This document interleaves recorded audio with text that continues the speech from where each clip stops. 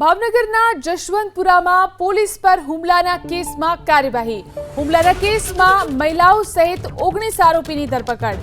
Police પર હુમલાના કેસમાં ચોંકાવનારો ખુલાસો। પોલીસ કર્મચારીઓએ ખાનગી વાહન લઈ અને દરોડા પાડ્યા હતા। ખાનગી વાહનમાં જતા ટોળાએ હુમલો કર્યો। તમામ સામે હત્યાનો પ્રયાસ અને ધાડ સહિતની કલમ હેઠળ ગુનો નોંધાયો છે।